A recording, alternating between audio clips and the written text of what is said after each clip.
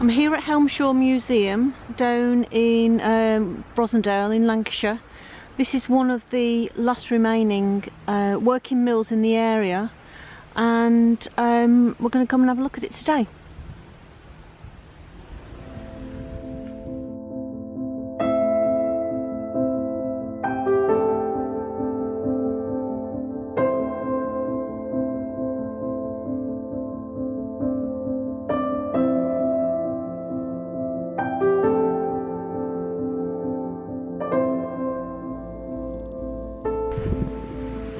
It's beautiful here. There's all the original cobbles, and you can see the areas where the carts' wheels have been down the side. The horses would have trodden in the cobbles in the centre, and then outside there's all the original industrial buildings.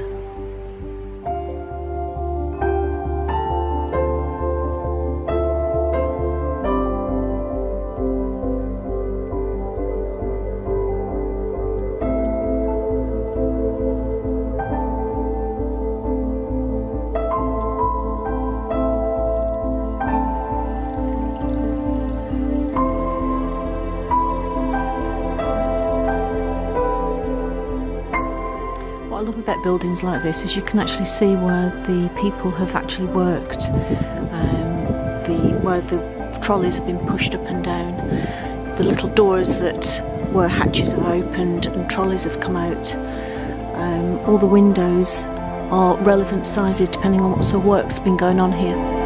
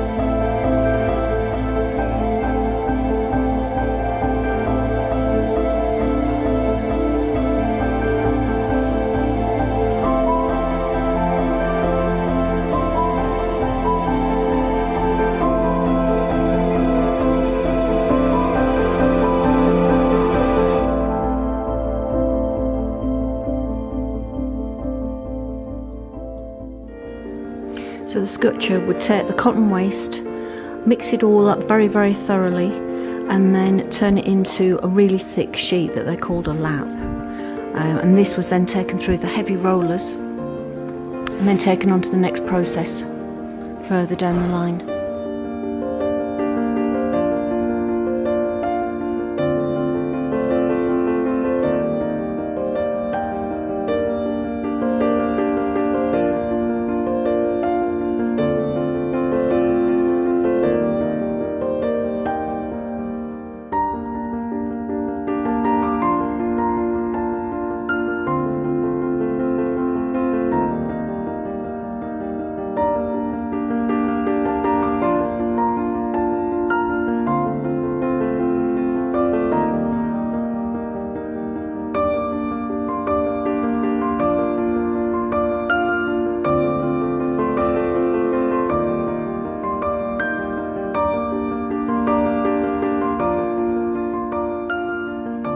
Later on today, we're going to see some of these machines in action, so that'll be quite noisy, but it'll be fantastic.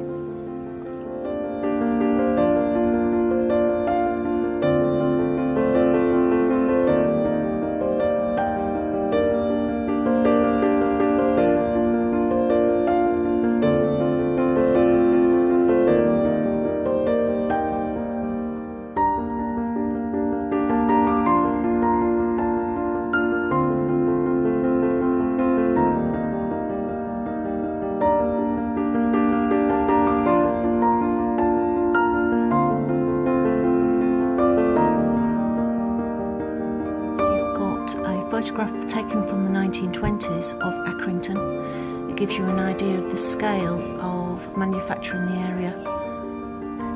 So you've got all the mills, you can see the chimneys. So here we have a spinning machine. You can see the cotton. It's come from the top and then it's come down and drawn out onto the bobbins at the bottom. The noise must have been tremendous because this is just one machine of many.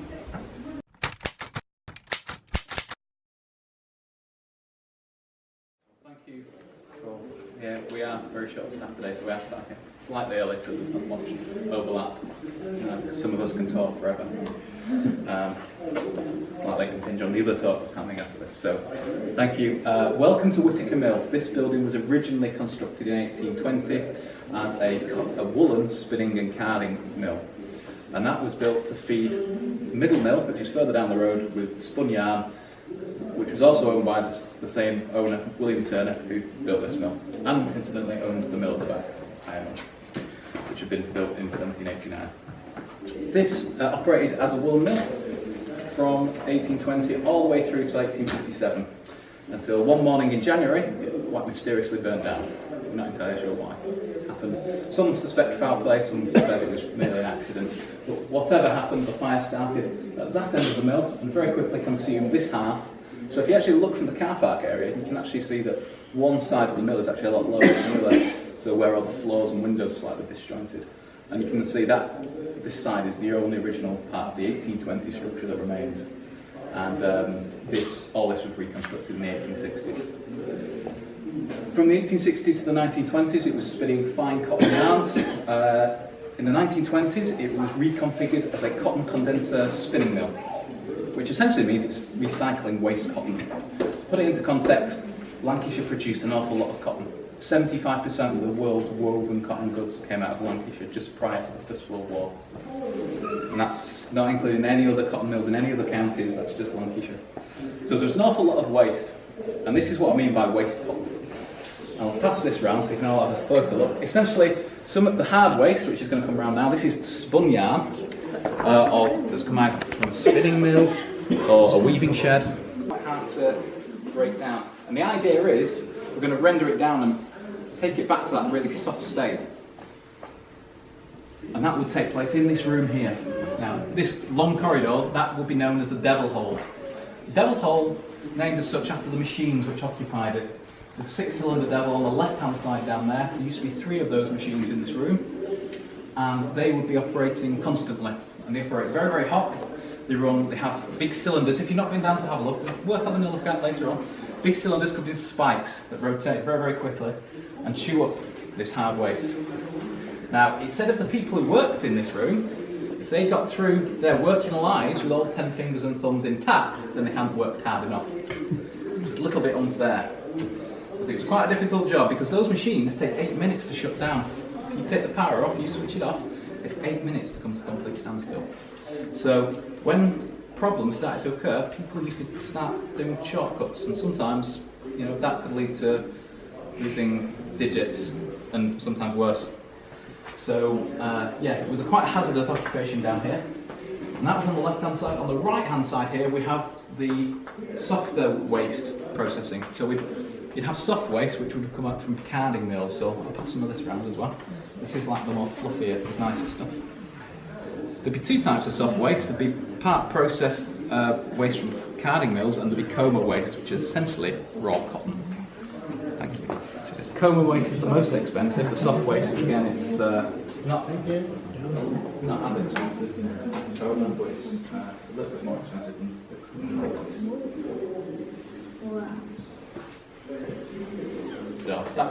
That will be all processed on this right-hand side. And in fact, the machinery on the right-hand side is still in operation. We still process soft cotton waste. A little bit of waste nowadays, but the majority of cotton we process is from America. It's all blended together, the hard waste and the soft waste in the Skutcher here. Now this machine was one of the only one of 2 new machines that was installed here in the 1920s when it was set up as a cotton mill, recycling mill. And this is still in operation. It's the noisiest machine in the mill, and it rattles and it shakes, and what it actually does, it produces a very fine blended layer which is rolled up into what we would call a lap.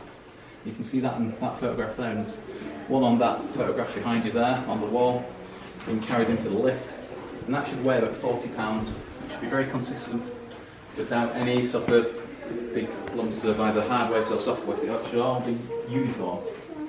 Now, in the 20s, that will be put on a hoist just behind you there, and there'll be a sort of crane that will come down, and they would winch that up to the next floor and the floor above that, where it will be carded. So the process will continue. Down here, it will be very hot, very, very dusty, and very unpleasant working conditions. But it could be some of the starting positions if you started work at a young age. Yeah.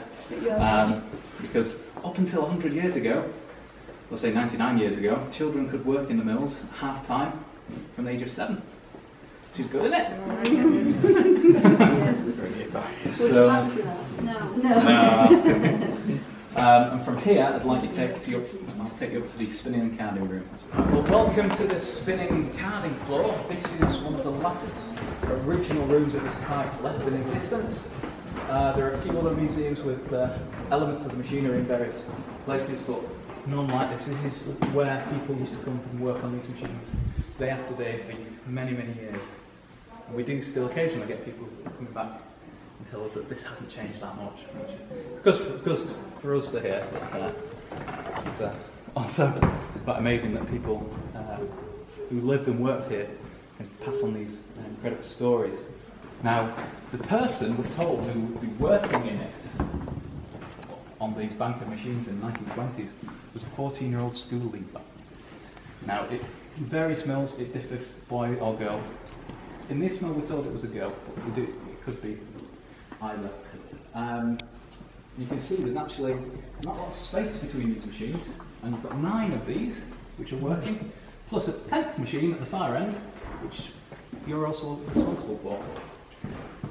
So you're responsible for feeding the cotton into the vats, making sure everything's coming through and being processed.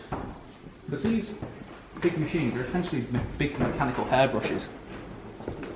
If I can pass around, these are elements of what we call the card clothing.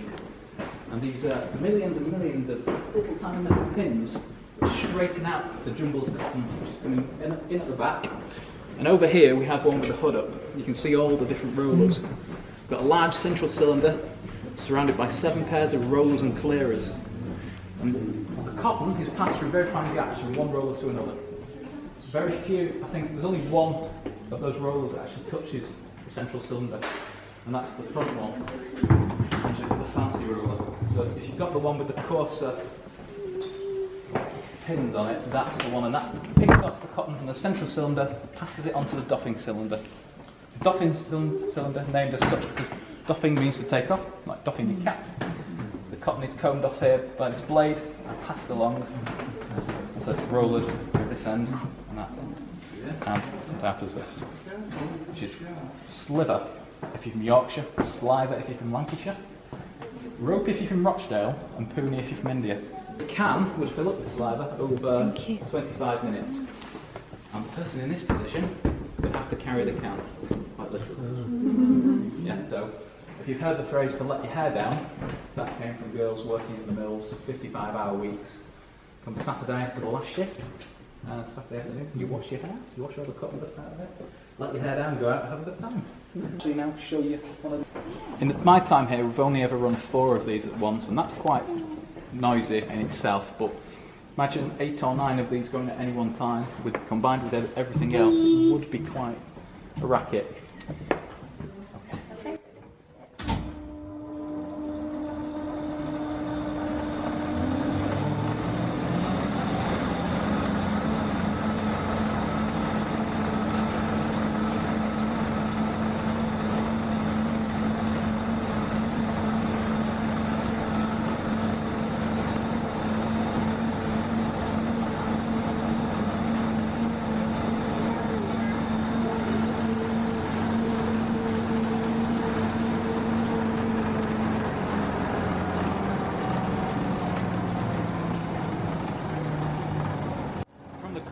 on this machine being pressed, it will take roughly about 20 seconds to come to a complete standstill. In the earlier days, prior to the 1950s in this mill, these were actually powered like we have for the mules with the with the belts going up the pulleys on the ceiling. And it was powered actually by a steam engine which was located in the boiler house downstairs, or where the boiler house now is. And there was a vertical power drive that came up from below through that wall and powered all the machines. So there was an extra belt going up to the ceiling. But when the steam engine was taken out, they replaced them with electric motors, and they could fit these 1950s extraction pipes, and those take the dust out of the air, because prior to the 50s, we're told that a lot came out of dust coming out of these machines meant you couldn't actually see from one end to the other. It would be like a constant snowstorm of cotton dust in the air. That leads to a number of problems. Obviously, visually, it's hard to see maybe what's going on, but also your respiratory tracts are going to get blocked up over time, and that's going to cause all sorts of problems later in life, particularly into things like emphysema. But it actually caused a peculiar condition to workers in cotton mills called bisonosis, and that was essentially blocking up your lungs, the cotton dust building up. And they did say, because it became apparent early on in the industry, there was an idea that don't worry, it's not going to kill you, it's just going to shorten your life a bit. Yeah, it's pretty dark humour, but people sort of just carried on, because whether there was a very thin line between working and not being in work and ended up in the workout sort of thing. The conditions weren't so bad. So in the early days of the mill, but later on, by the 1960s, it was, if you were in a union, if somebody did contract bisonosis, mill owners would pay them compensation, and they would decide. The cans would be carried to this machine. What this actually does is take a cotton sliver or sliver from 44 cans either side, so it's got 88 red cans on this machine, feeding sliver onto it. And there's a big triangular race, and it's actually producing a big roll or compressed lap of sliver, and that will take 5 minutes, and it will weigh 56 pounds when it's done. And you can actually see there's a couple on the end there. This still works. We don't demonstrate it because it produces cotton quite a lap quite quickly. But I will explain that the person who's up there is also responsible for keeping this running. Now, it might be a little trickier than you think, because when this can runs out, that saddle there that the sliver is crossing is only held down by the momentum of the sliver. So when that runs out, it should get to there, that saddle will pop up and the machine will cut out. So the person up there's got to listen out for this machine stopping, which is quite difficult because there's a lot of other noise. But you had to have a sort of system in place to work.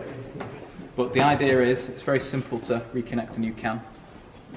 You'd split one end of the sliver, place the other end there, spit on your hands, which is I'm not going to do, and then roll it together. And then that should be strong enough to go through, across the saddle, under the rollers and down the race to the compression stage.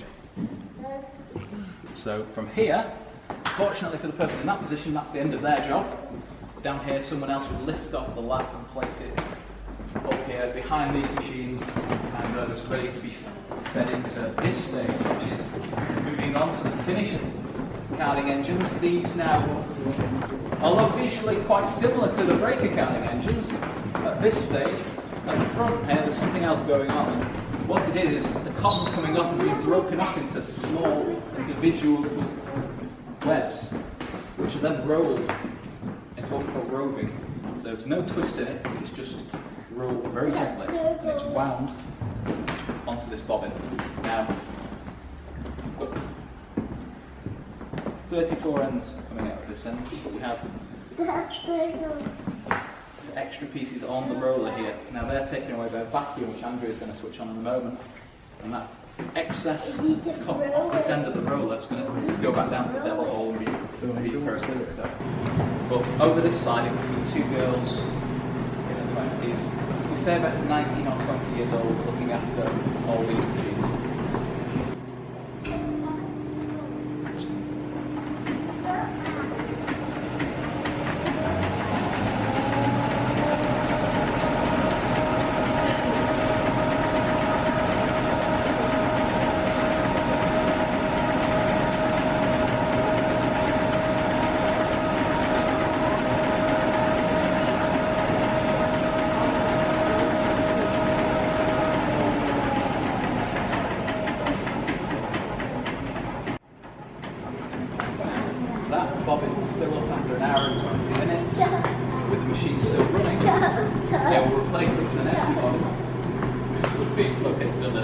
with the strands still there.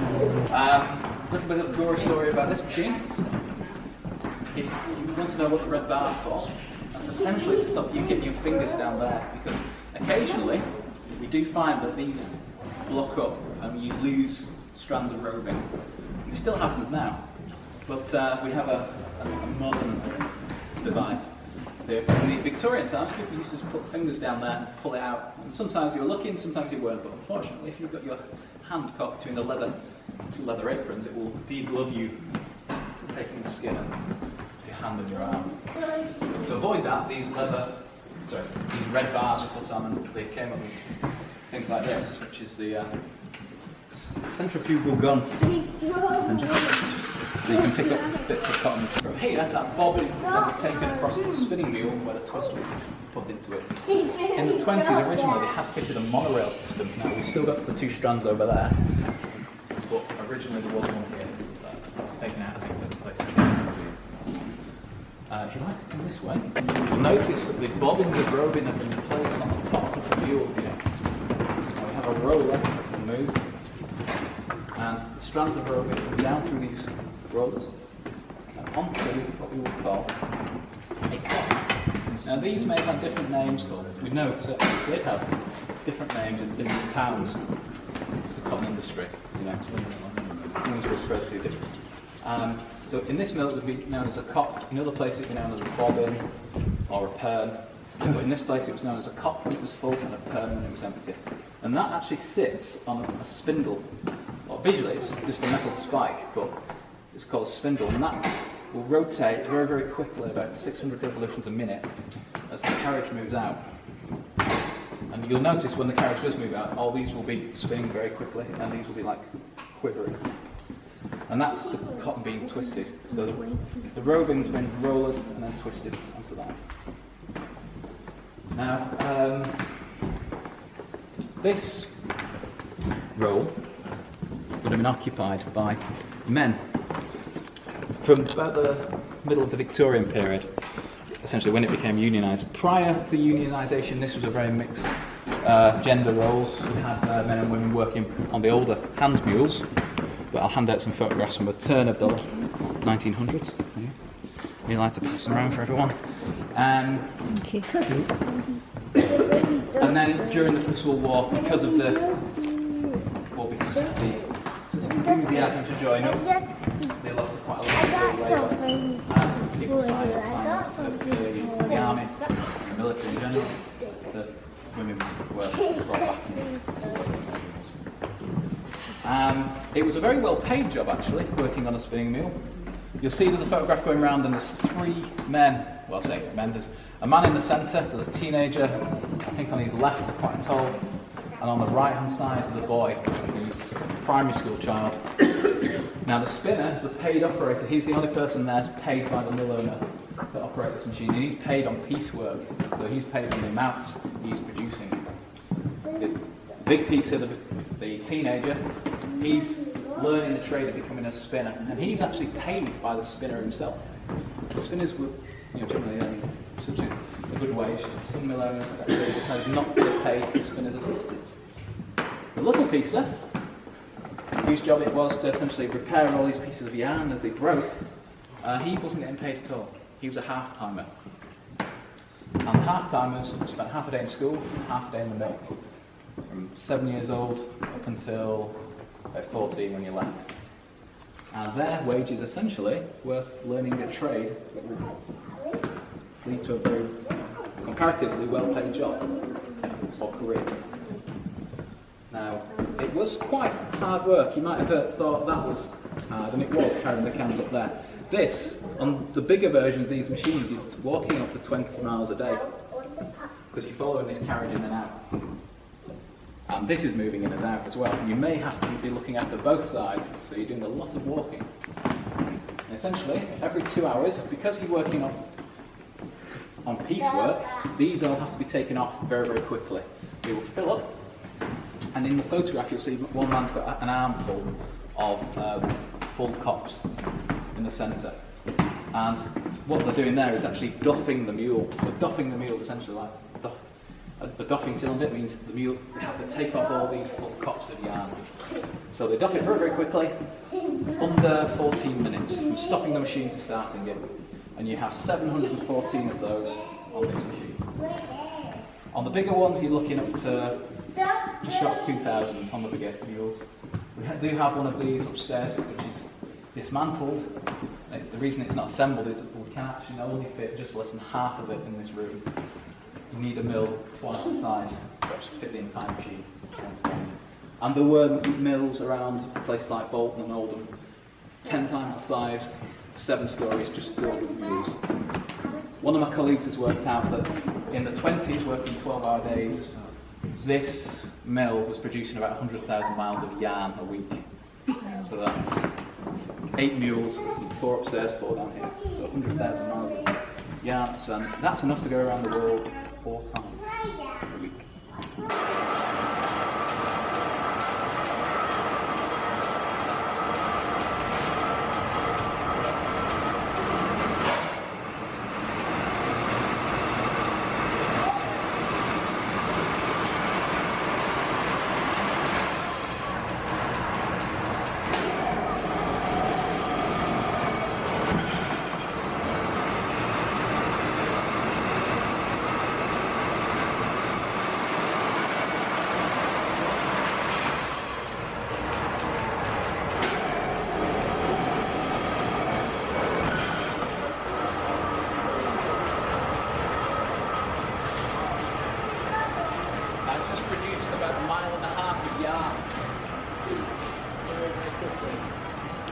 You might have noticed in the photographs they're not actually wearing anything on the feet. That's not because they couldn't afford any footwear. It's because at the time, popular Lancashire footwear, which everyone would have worn, were clogs. Have you ever seen clogs before? No? Can I closer look? That's what you would have been wearing 100 years ago. Even less than that. No. Wooden soles, leather uppers and metal plates on the base. Now if you notice, we've got a wooden floor, we've got metal rails, and it would have been a lot messier than it is now. There would have been a lot of what we would call fly settling on everything, essentially dust from the cotton. It would settle on everything. And if you notice that catching a metal plate on a rail inadvertently causes a spark, you really don't want that to happen, because that would cause a very small smouldering fire which might spread if you didn't put it out. And these things did actually happen. If you notice, we've got a wooden floor. Now that's Canadian maple. That's very absorbent, but it doesn't splinter easily, which is a good thing. You notice we've got a pool of oil here. When it gets hot, the oil actually comes up from beneath, it actually in the grain pools. And that's an incendiary combination you'd really want to avoid. So they tended to go barefoot until they started introducing rubber soles. So in the 1960s here, I told they were wearing rubber sole shoes. But with the bare feet, it's also not a bad thing, because you could also pick up bits of cotton with your toes. Do that. Keep your workspace tidy. Yeah, but apparently it was really good for your feet. The oil meant you could have very, very soft feet. Wasn't very good for the rest of you, I have to say. Unfortunately, the mineral oil in the machine. Just notice on this man he has stripes across the various parts of his overalls. Those overalls were very thin because it's so warm in here. Unfortunately, that led to various conditions, because mineral oil is carcinogenic. It will cause certain cancers, and in men, it's cancer of the groin. This was known at a local level by local physicians for many years. It was never widely investigated until the 1920s. This machine was introduced in the 1780s, and from then all the way through, it was 2 surgeons in Manchester actually who actually did investigate, and they actually eliminated the types of oil which were carcinogenic and worked out the types which were safe to use. So essentially it was vegetable and animal oils, and they forced legislation through Parliament, and it was a drip of legislation. And it was only 1961 when they put the last piece of legislation through on this machine. Many years after this had lost its dominant place as the main method of spinning in this country. And after, well into the decline of the cotton industry in Britain. So yeah, it was, by that time, things were moving on. But places like this mill was still operating like this, as you see it, in 1978. was a couple of other mills operating exactly the same way locally as well. And it was only the lack of waste cotton that meant they shut down. But I will just realised I've not told you what happens to this after it's gone. This will go to a weaving shed where it's woven into this, essentially. Nowadays it's tea towels and oven gloves. At our sister museum in Burnley, a Queen Street mill, which is the last steam-powered weaving shed. Is that still working, or is it still closed? It's open next weekend, I think. Really? Yeah, they're having the chimney rebuilt, so it's... Are they turning the machines on? Yeah, they will be turning the machines on next week. Yeah, so worth a trip. It definitely is. Yeah, they're our sister museums, so they're in the same boat as we are in terms of general closure. Yeah. But yeah, and that's woven using single ply, isn't it? Yes, this is on a Lancashire loom. Yeah. So, sorry. Yeah. There was the thing on the wall. The big grey box there. Yeah. With the that's where the power drive from the steam engine used to come through. So you'd have a big like shaft which would come out the outside.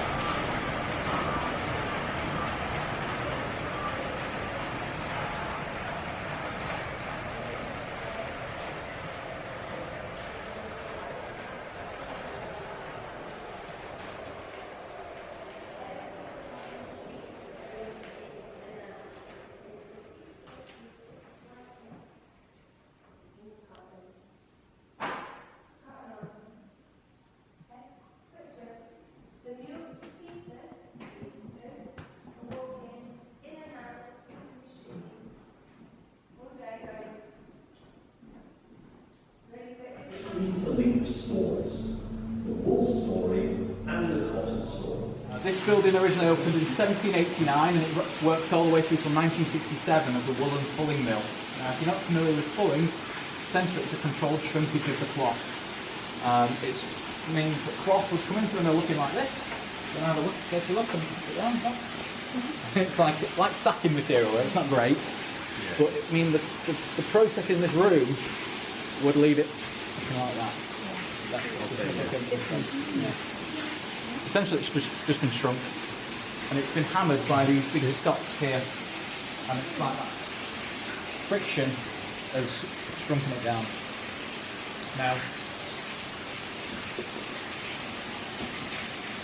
cheers. It's a really simple process which has been around in this country for an awful long time.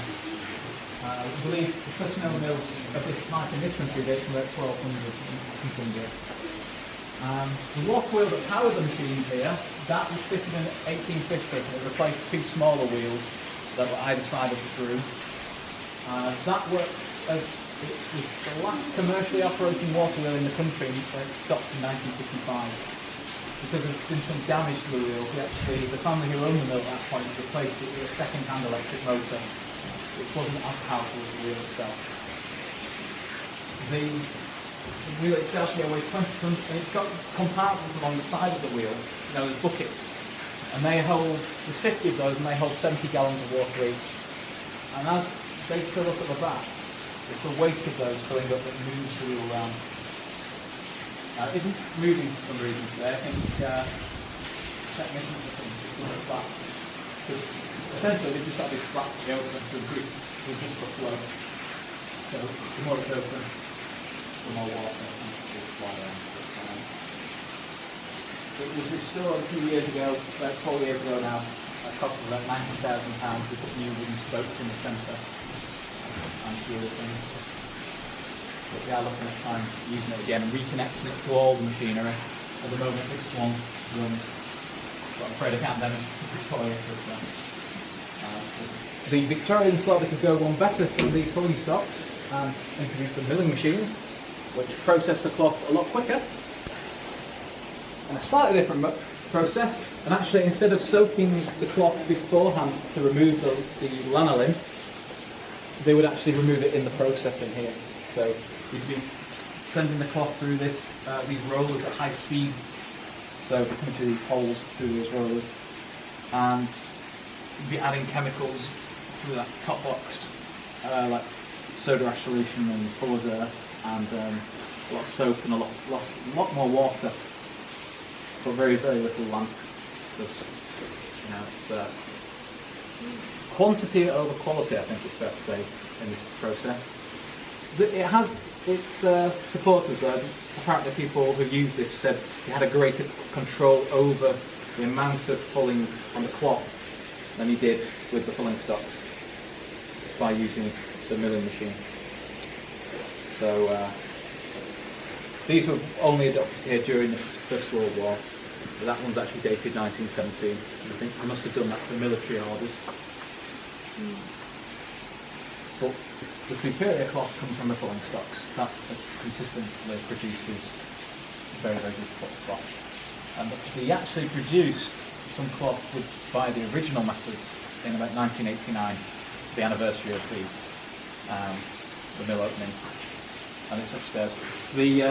When the wheel turns, there's actually a line shaft that runs behind all these machines, and there's actually a wheel on it with cams, and as that turns, these lift up the heads of the hammers.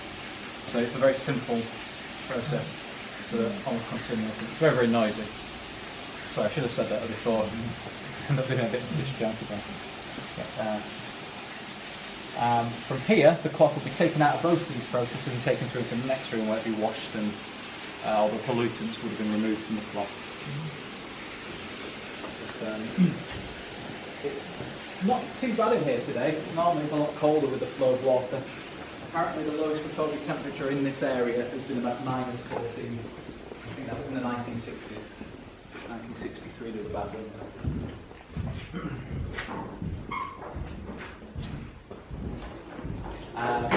This is essentially a big washing machine. This is called the Dolly Scourer, like a dolly tub, huge. Similar to the milling machine, and essentially you put the cloth through rollers. There'd be a soapy solution at the base, and it would go through. You wash it twice. The first batch in the 19th century, it would literally load and then go out into the river, downstream out of and then wash it again. Then in the 20th century, they became slightly more aware and built an effluent pump, and then all that poisonous liquid at the washing process and other pollutants put in there, and then that was pumped by hand over to the car park, and on the car park there was charcoal beds, and that would be absorbed, by and purified after that. From here, the cloth would be taken out, fed through the mangle, and squeezed, all the moisture squeezed out of it. Then we'd take it up onto the tenter fields up on the hillside, and we'd have these big frames. If you've heard the phrase to be on tenter hooks, this is where it comes from. It's got these big frames, and they'd stretch for a long way. And apparently in this area they have some of the biggest ones in the country. These are tenter hooks. And essentially through the various washing processes, the cloth has become quite wavy and distorted. So the tentering process is just to help it regain its uniform shape. About this time, throughout the late 1700s and the 19th century as well, they did raise the cloth by hand and by machine. In this area, we think they used both at the time. They used something called Teasles. You don't familiar with the Teasle? They grow as a weed now, and there's some out in the garden out there. But essentially what you do is just comb or raise the cloth. You drawing out the fibres. Just want to have a close look, please. These aren't actually native to this country. These come from like Turkey or America or Europe or all sorts of places. The native British teasel is that. If you want to have a go, please feel free to have a go at raising it.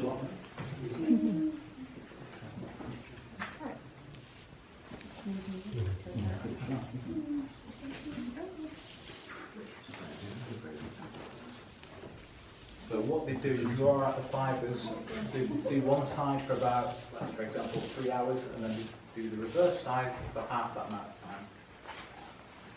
So once used, it's right away. Yes. Yeah. Now, you did initially have to import them at expense until they developed for them in Yorkshire. Like a lot. Yeah. Yeah. Used it once. Well, that's right. Well, you get a few people go down there, Tony, because they found out when they were on the machine over there, you have to place them once every 8 weeks. That process, it will be cropped. In the early days, that would be done by hand. There'd be a man known as the cropper, and he would trim it to a set length with a pair of shears. And if he was any good at his job, he might have a red band on his sleeve and he'd be known as a cut above the rest. But he'd be one of the most well-paid people in the mill. That was later done by machine, as was the raising. In some places, like I said, they did carry on doing it by hand. And the Industrial Revolution sort of came to this area. And in the 1820s, you had this machine appear. So the teasel raising gig just over there, doing the same job as the people out in the tentacles. But instead of having a few teasels, you've got a cylinder here with 4,000.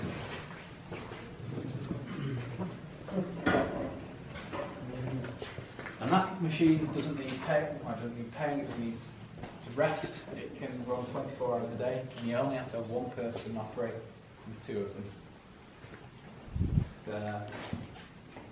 This is quite an old version. The later versions were slightly different, but you have to turn every 2 weeks, you have to turn these teasels around so you get them fully to each side. And then replace them after 8 weeks. The cloth, I should say, is not a great example. It's actually dyed, and it wouldn't have been dyed at this point, it would have been more like this colour. But they wouldn't do any dyeing on site, but what they would do is actually bleach it. And on the other side of the yard there, we used to be up against the viaduct, there was sewing houses, essentially little rooms like in a short building with the glass tent hooks up on the walls, and they'd hang the cloth up and they'd have sulphur beds underneath. And there was a Cornish boiler next door in the hub area, which they'd use for heating the bottom of Whittaker Mill, and they'd have a hot piece of metal in the furnace of that boiler, and they'd take that across to ignite the sulphur, and that will, once ignited, create sulphur dioxide, and that will bleach the cloth white. Unfortunately, they said locally, apparently they used to say if you're not feeling too good, go and breathe in at the sewing house door, and they're doing this because it will clear your passages and make you feel a lot better, which we probably would do, but it also leave you very susceptible to other things because it probably would wipe out your immune system. The sulphur isn't very good for you, really. And from there, the cloth would be then, in the early days, sold by weight. So it would be, well, wouldn't just be sent to be sold straight away. It would be put in a really damp place in the mill, because the more damp it got, the heavier it was, more moisture, more money. So. But that was such a widespread practice among mill owners that the government actually introduced selling cloth by length, not weight. So you get the yardstick and the yard table coming in, which we have over there. So that sort of becomes the main method of selling cloth.